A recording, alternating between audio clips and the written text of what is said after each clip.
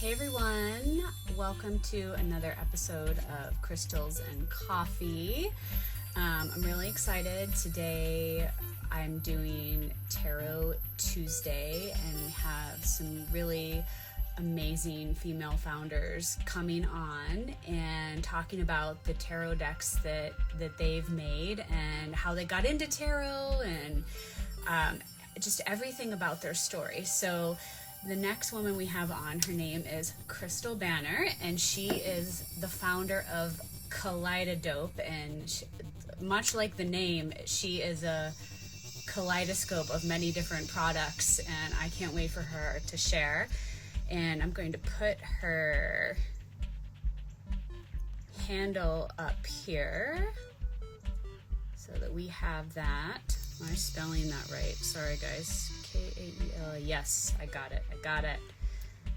And she's getting ready to come on. So we're bringing Crystal on right now.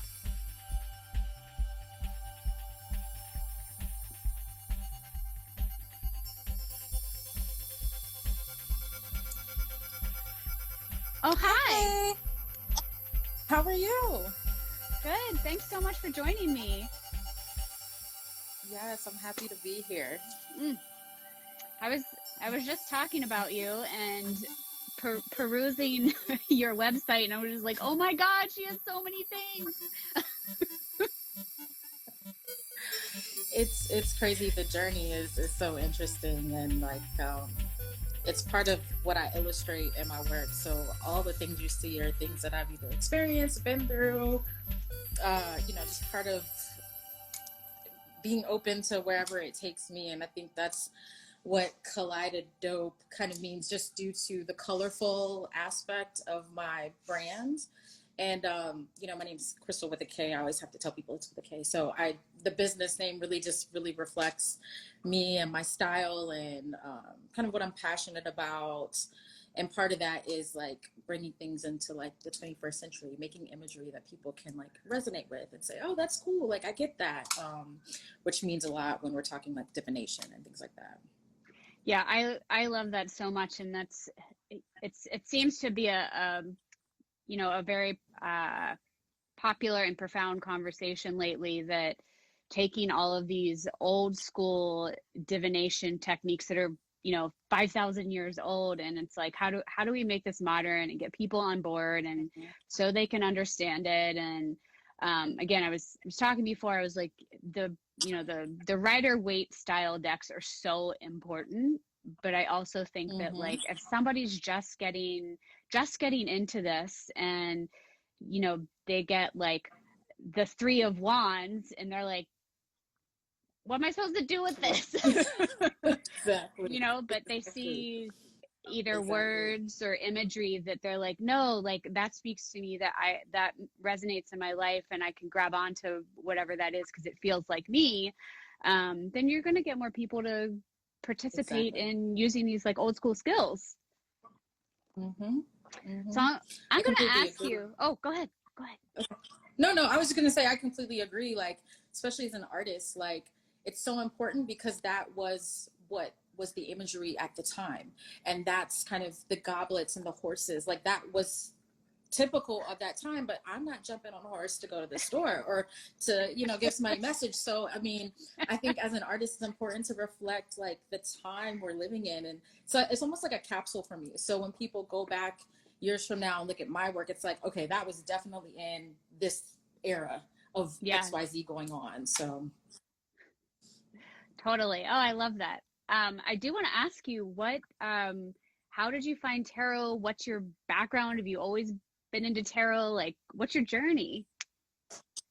Yeah, like I'll try to make it short for the time that we have, but I was working as my degree is in engineering. So by degree, I'm an engineer. I was a consultant. I was traveling around the world, like living the life. And it was like, I'm good at this, but this isn't necessarily my passion. So I was always an artist, but I did it when I have free time. So I'd like paint in my free time, never intended on showing anybody, making it public. It was just my own, healing and my own hobby. And I actually started Kaleidadope as just greeting cards. So they were greeting cards that I was making for friends, and they were like, you should sell these.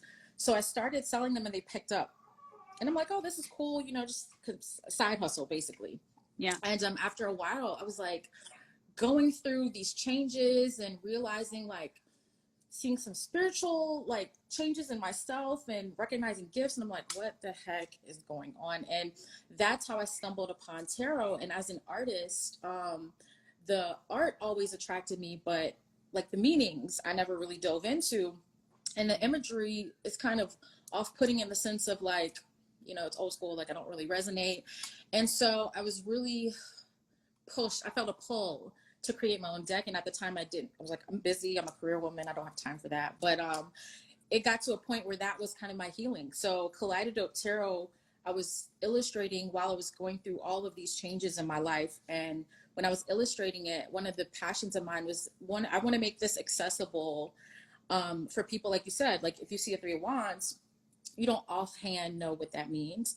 But if you see like, well, I'll use the Chariot, for example. If you see the Chariot card, and it's, so in my deck, it's like a red card. So anybody that understands, you know, something moving forward, and it's a red card, so fast. So things moving forward fast. So even if you don't know tarot, you can kind of take away, and like somebody meditating on a mountain, okay, peace, enlightenment, stillness, or like two coffee cups, and you know, you have the hearts in it, and two people coming together. And so you have these visuals that even if you're not a tarot expert, you can basically grasp the meaning. But if you are a tarot expert, like the artist in me wants layered meaning, so I add all of these extra little symbolisms and things, so it resonates with both sides. So that really started my journey. And then after that, all of these things happened where I was like, oh my God, I have to make a decision. Like, am I gonna do this full time? Am I gonna try and do this? And my job, my career, they were like, we're having a reduction in force. And I had to make the decision. Even though I could have stayed, I left. And in that process, I created my affirmation deck. And it's because it was like I had to practice what I preach. Like if I preach positivity, am I living it? And I tell people, like, positivity is easy when life is good. When life is not going so good, it's very hard to be positive. Like, it's difficult. So during that time, I was really illustrating everything I was going through. And that's why I'm so passionate about all of my work, because I'm really almost like healing myself, but hopefully healing others. And these are things that I've actually gone through and I'm using to help me process life. And yeah, so that's kind of the journey. And after that, it just was like, wow, I'm in my purpose. And that's why I have like over 10 decks. I still don't know how I did it. That's why I'm like, okay, I'm just definitely doing what I'm supposed to be doing, because it's just flowing. Yeah. That was the whole thing. I was like, oh my God, your website is like, this literally is like a kaleidoscope. There's just so many things to look at and engage with. I love it. I love it so much. I thought it was like, maybe she's like had a background in graphics or something, because it's so natural for you. And that's why I feel like we all have these gifts and we don't even realize we're honing them. Like when I was in college, I just kind of taught myself graphic design. And even when I was an engineer and I was in these different countries, I was working in manufacturing, and now like at a facility, at a plant. So now I'm like manufacturing my own deck. So I know the process. I'm very familiar with the process. And so all of these pieces are like being put together. And you know, what comes natural to me, I realize like maybe it's not as easy as I'm thinking it is. And that's why I'm like, I'm really stepping and working in my purpose, because all of these different aspects that seem completely different, because on a lot of decks, there's like somebody who designs the box, there's somebody who illustrates, there's somebody who writes or something like that. And it's just like, wow, I'm able to do all of this. So, yeah. So while you were being an engineer, traveling the world with jet lag all the time, and in your free time, you taught yourself how to do this. So I started out painting. So I was a painter. And when I was traveling, I was like, I can't carry canvas, I can't carry paint.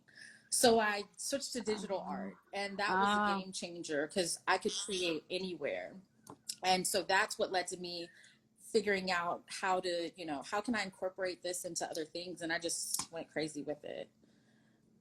I love that so much. So do you have some like show and tell in front of you, lady? I Like, do. So show us since we're talking about everything. the creative part and everything, so I'm really out the box. And that's one of the things I had to embrace, because my style and how I present things is very different to typical divination. But I think that's important to understand. Like, it doesn't have to look a certain way. It doesn't have to, you don't have to, like, you know, wear crystals in your bra and have your head wrapped. If that's your thing, cool. But it can look so many different ways. You don't have to say, okay, I'm feeling spiritual, so let me change the way I appear, change what I'm into. So I'm really into music, and I felt like I was getting a lot of messages through music. So I made 2 decks that actually look like, one looks like CD case.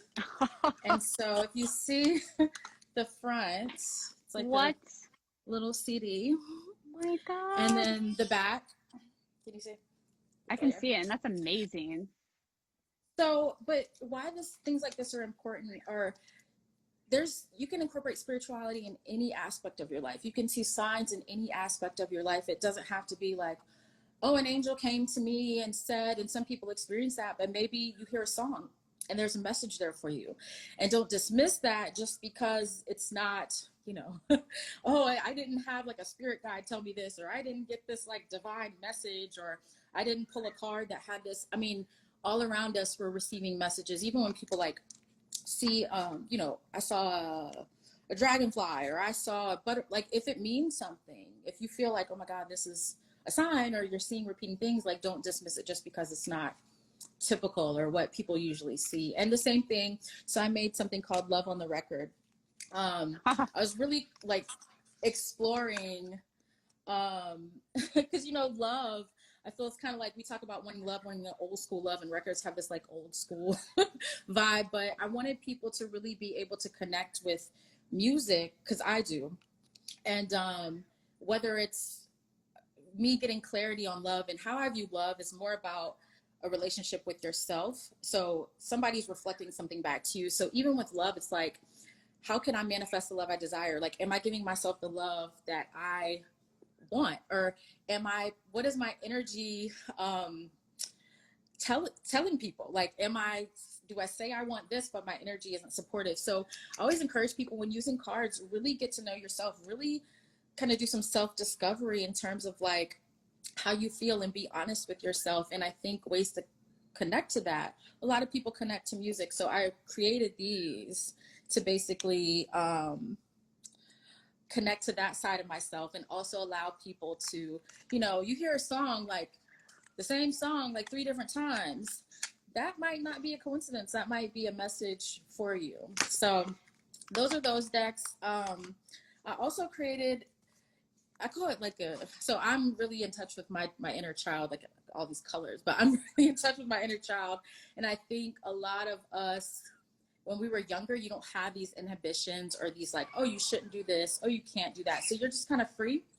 And I connected to when I was young, and I played board games, you know, like there's Life, there's Monopoly, all of these board games. And I thought about, I'm like, life is really similar to a board game, because if you think about Monopoly, like, you pay taxes, you land on the wrong thing, you go to jail, like, you get, like, you got to buy property, you got to pay, like these are kind of complex themes for like kids playing a game. Even in life, you like go to college and you have a family. So I wanted to create a deck around that, because I think people can connect to things that they're familiar with. So I created this deck. It's called Life is Like a Board Game Tarot. And I wanted to incorporate these themes. And if you look at some of these cards, specifically, like, I wanted to keep the same type of feel, but like, you know, not have anybody sue me because I'm taking art. So like, if you see the High Priestess, and you know, a ball, or you see the Empress and you have this ring, or if you see the Emperor and you have the crown. But these are things like the Hierophant and the Cross and the Lovers, you know. But if you see these things, you can resonate with it. And even in the minor arcana, like if this says not interested place, okay, then that's probably, I'm not excited about something. I'm kind of my energy isn't into it, or like development of news and enthusiasm, and I have like the name of the actual card down Oh, I here. love But that. people that are kind of intimidated by tarot, you use these, you can kind of understand a little bit, like for example, you have the Ten of Pentacles, but abundant legacy avenues. So it's like, okay, this is about building a legacy, financial stability. You can grasp that from, you know, but there's also a guidebook, but you can really grasp these things without having to understand the nuances of, you know, a more complexly drawn tarot deck. And it's like fun. It's something people can connect to their child. And I feel like if you connect with something, you become more open and accepting of messages because you can relate to it. So it's like, oh, I see this. This feels familiar to me. I can work with this. I can understand this. And I don't feel intimidated, because I think a lot of people feel intimidated. And specifically with tarot and oracle, because I think some people are scared of it. And part of that is because imagery can be very scary. I mean, especially you're talking like death cards and the tower and all of these things, they frighten people. But I try to encourage people to not look at anything as good or bad. It's what it is.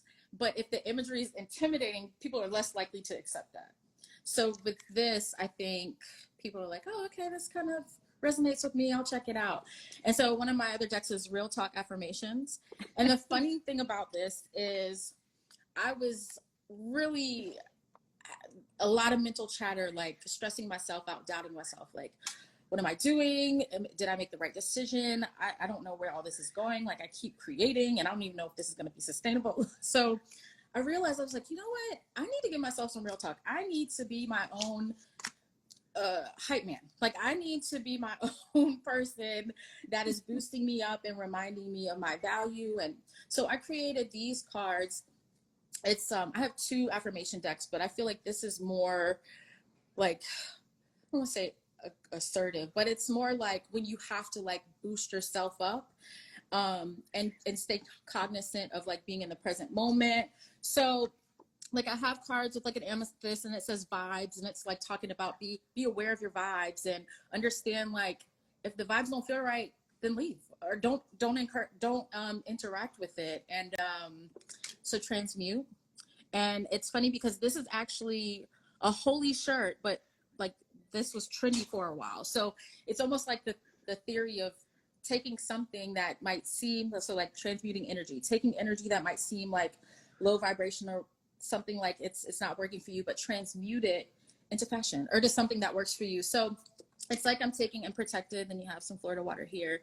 I am protected and remember to protect myself, and whether it's energetically, spiritually, whatever. But and so another one I like, this is one of my favorites, but it's poppin'. So like I am poppin', like I am everything that I desire to be, and I don't need to doubt myself. I need to encourage myself and to applaud myself for all the work that I'm doing. So a lot of these cards and all of these decks are really from like conversations that I have with myself, experiences that I've had that I know other people will probably resonate with and say, okay, well, I might have been disconnected from either spirituality or from positive affirmations because they don't resonate with me. It's too like butterflies and rainbows. So I'm trying to present the type of spirituality or positivity that I resonate with, which is very realistic, but also life is not always going to be great, but your perspective determines how you transmute that energy, how you deal with difficult times. And one of the deck's absolute affirmations, this is the one I created when I decided to leave my job, and for a weekend I was like, what am I doing with my life? And I was in bed crying, and after like I was like, okay, that's enough. Like let's figure out what the plan is forward. I created this deck, and one of the first cards I did was I Embrace the Unknown, and it felt like I was on an emotional roller coaster. Like it felt like I don't know where this is going. Like I don't know if I'm up or if I'm down or what's going to happen, but I had to embrace the unknown. I had to embrace the fact that just because I don't know what's going to happen doesn't mean it's going to be bad. And I think a lot of times we assume like this change is going to be horrible, but it's really, we have no idea. So I've shifted my thinking and saying, you know, this is a place of infinite possibility instead of, oh my God, this is going to be horrible or this is not going to turn out well.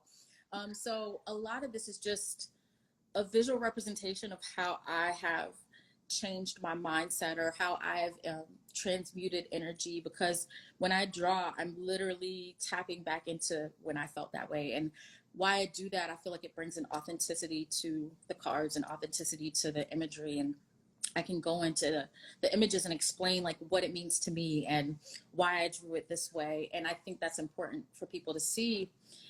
And just due to being a painter before, it's interesting because when you create a piece of art, it's really left to people to interpret that however they feel. And in the art world, it can become pretentious because people can be like, oh, you don't understand that? Like, oh, it's just because you don't get it. But it's supposed to mean something different for everybody. And if somebody doesn't get it, maybe that message isn't for them. So it's the same thing with the cards. And even though I enjoy writing the guidebooks, I encourage people to get in touch with their own intuition so they can better understand, like, what does this mean for me? Especially with, so I created this swatches of chakra deck. Ooh. And I was getting into like really being aware of my energy, being aware of my chakras. And I really wanted to illustrate how people can see how color, you know, I feel like I feel colors. So for me as an artist, it's even deeper. But when you see colors, know that they relate to different things in your mind and in your energy. And when you're talking chakras, I wanted to give people a way to say, okay, well, if you want to pull a card, okay, stability and security. Maybe I'm worried about my stability and security right now. Maybe I'm too focused on that right now, but it allows us to really see how colors interact and understand chakras better as well. And so as an artist, I love for people to use their own intuition with whatever, you know, my inspiration was for drawing because it changes over time. I look at art that I created years ago and I'm like, oh, wow, it means something additional now. Like it has an additional layered meaning. And I feel like the art can grow with you and it can change, and that's okay.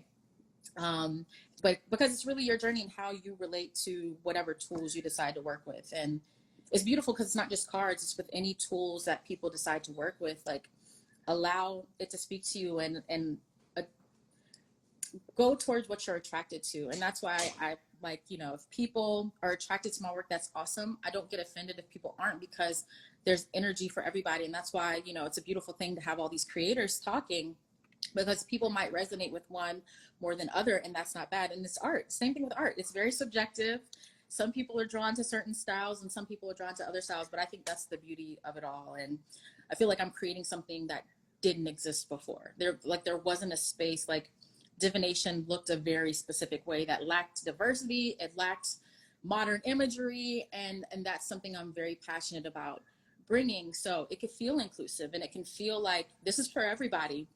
And you can be multifaceted. You don't have to be a certain way and, oh, I meditate for an hour every day. And, you know, all these things that people think spirituality looks like.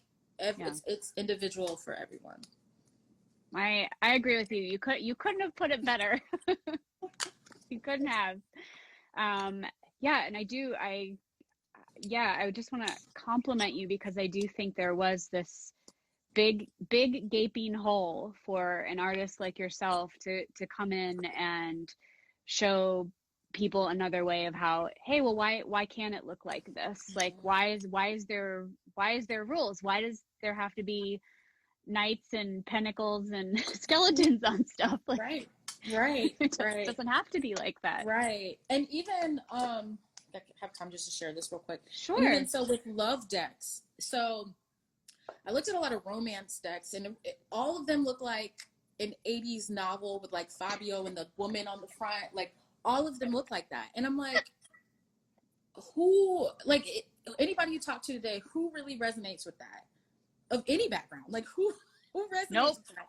So I was like, you know, it's so antiquated. And when you're talking love, it almost romanticizes things. And that's not how it has been for me. And so I want to create something about like my experience with the the ups and downs of love. So it's called Price of Love Oracle, because I feel like love requires investments, and it's up to us. It's up to us to determine if the investments are worth it, and if we feel like we're getting a return, and if it's reciprocal or not. So, but I wanted to create imagery that people could really connect with. So, you know, if you're talking like ego and the shadow side, and, you know, looking at your shadow, and your shadow's big, or the ego can be big, but it's a figment of your imagination. Or like separation, with people actually walking away from each other and there's a sun going down. Follow your heart in an exit sign with 143 representing love, but showing like go in the direction of your heart, even if it takes you in a different direction than you intended. Or like codependency. Yeah. Things that really happen, you feel like stuck to somebody, or you feel like, and even like confusion. And that's the worst place to be. And it feels like static on a TV, like not knowing what is going on. But all of these things that I feel like we deal with in romantic relationships, but I wanted to present images that people can actually connect with and say, oh my gosh, like I resonate with that. Like I get that, and I can see that from my experience. Or like know your worth. And it's, you know, a gold necklace, and you displaying, people can see that you are worthy, and you you show that. But all of these things, and that's the first card, because that's something that I was like, you know, this needs to be the first thing, because with love, whether it's yourself or others, like the primary component is knowing your own worth. That way other people will treat you how you treat yourself, and honor yourself. But so, I mean, I really just want people to be able to connect in a way that they can resonate with and speaks to them. And that was really, and this was an illustration of my own experiences, and what I felt and what I was going through. And I had to, you know, dive back into emotions that I might have not have wanted to, but it's all part of healing and growing, and just being self-aware. So You're just bringing the real talk, and I like it, because that's where things are at. Yes. And part of that is being real with ourselves. And sometimes it's hard to do. And I even tell people, like, the cards for me, a lot of the times it's just bringing awareness to things I'm either not aware of, or that I'm just not dealing with. And it's important, because we can't address things that we're not aware of, or that we can't fix things that we don't address.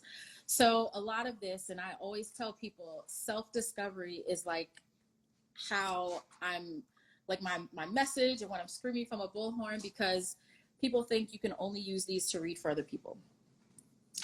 I think the best opportunity and the best like gift is using it for yourself and learning about yourself. We're changing every day, and I'm a different person than I was before I started this journey. And but I'm just thankful to be aware and to accept my changes, and to be open to learning more about myself. And even creating this, I have skills I didn't even know I had. Like like all of these things started happening. But I think once you're open to discovering yourself, you realize like, wow, I have parts of myself that I haven't even tapped into yet. And that's a beautiful thing. We all do.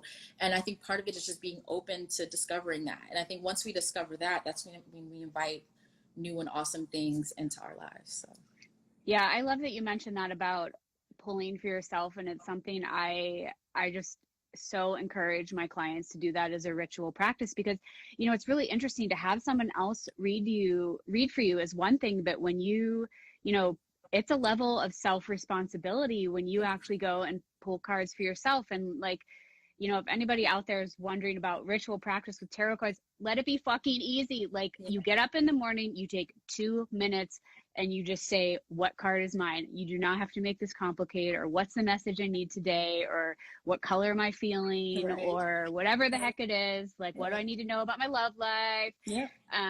And get your answer. And the thing is, it's like when I've gotten clients to actually commit to doing that ritual practice, you know, they'll come back and be like, oh my God, why? How is it possible I pulled this card 5 times this week? Yeah. You know, I'm like, because spirit is trying to tell you has something. A message for you. Absolutely. Absolutely. And that's the beauty of my engineering side, because people that are like, oh, I don't believe in that. I'm like, do you believe in physics? Do you believe in energy? Because that exists. So it's like I do have a unique set of skills that allows me to be logical, but in a way that relates to my practice and honors people like that, you know, have to think through it. But I'm like, any way you look at it, you cannot deny that energy exists. So if you walk in a room and say, oh, I feel a weird vibe, it's the same thing. And when we're using these cards, we can't help but have our energy involved. It's just how it works. And people are like, how does it work? Like, how do you know that? I'm like, some things were not meant to understand or explain. And that's what I had to accept when I was going through, like, you know, feeling like people are talking to me, having messages for people, reading cards. Like, I was like denying it first. I was like, this is, I don't want to confuse people. I'm an artist. Like I would say, I was like, I don't want to tell people like I'm just an artist. But it was me being afraid of like what that meant or not accepting the changes. But all of that has led me to be able to create, and even creating is like a divination, because I don't know what the art's going to be. It like flows through me. And I think that's the only way I've been able to create all this. Literally, I have ideas flowing through me, creative, you know, my sacral chakra is just like popping because I've always have all these ideas. But it's a beautiful thing. I've accepted it, and I've kind of just poured it through and in my work. I love that.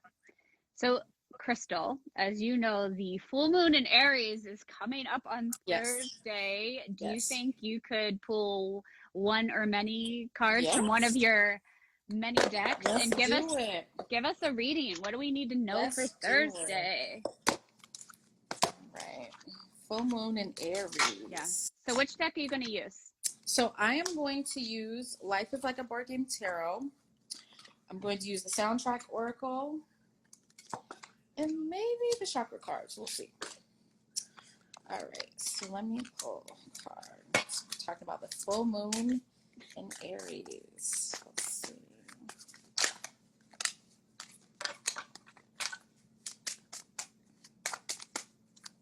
And Crystal, while you're energizing your decks, because everybody does it differently, could you explain how you do it?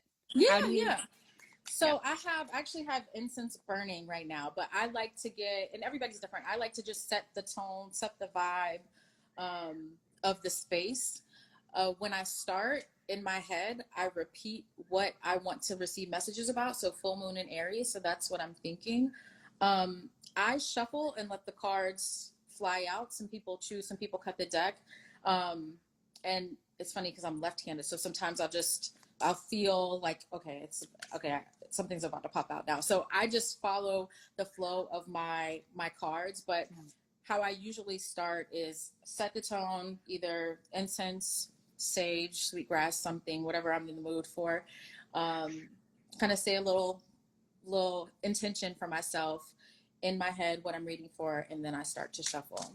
And I tell people, like, shuffling is how it's natural to you. There's no prescription as to how you shuffle, or there's no one that's better than the other, whatever feels right for you. So, I'm getting messages. So I feel like with this Aries and full moon, many of us will be coming out of a place of being dormant. And it's funny because we're still in quarantine, but I mean, in terms of like energy wise. So I think many people, and me especially, have been kind of in this cocoon, working on yourself, not really interested in anything outside, really focusing, because I have this not interested place in reverse. And that's another thing. Some people read in reverse, some don't. I encourage whatever feels natural. And it's weird because some decks I read in reverse and some I don't. So whatever you're drawn to do that. So it's funny because this card came up before. I mentioned this card before, so it just wants to be seen today. But they're not interested in reverse. Like I was saying before, the Four of Cups really represents like not really wanting the offers you're getting, staying in your own, like even boredom. It could just be like, I'm just kind of here. I'm going through the motions. And I feel like since Aries is the sign of action and the sign of impulse and the sign of moving forward, the moon, our emotions, we're going to feel like we want to move forward with things, either emotionally or things we have in mind, because the cups and the blue represents emotions, water. But the next card is the Fool. Go. So I feel like it's going to be time for us to start something new. We're actually ending, what is it?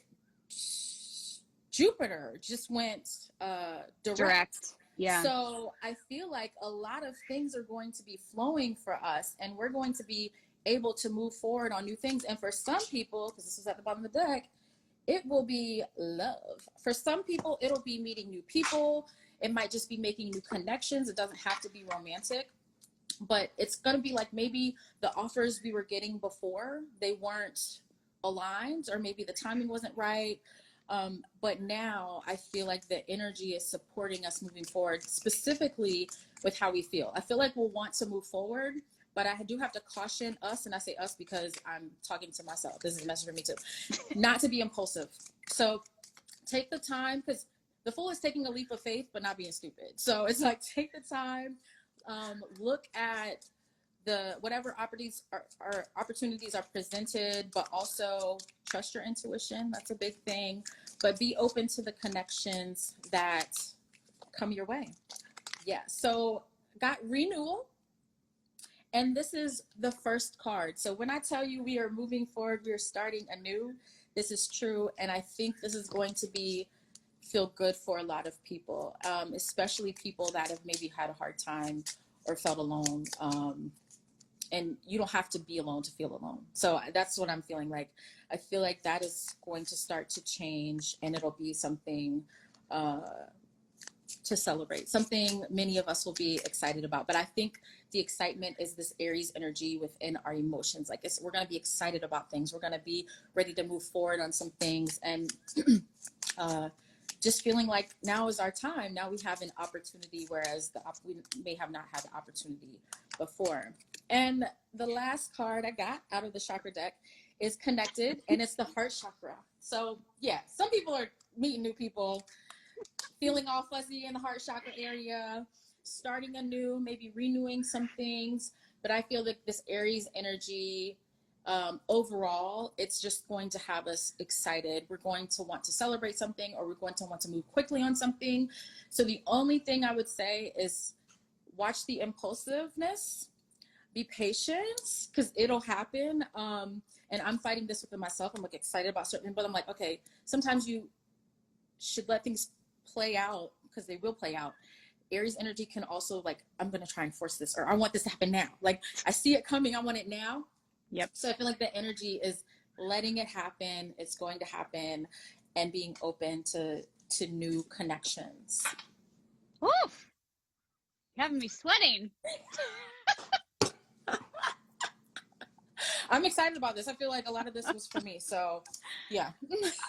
I am also listening so loud. I was like, Spirit was like, wear that, that green sweatshirt. And I was like, no.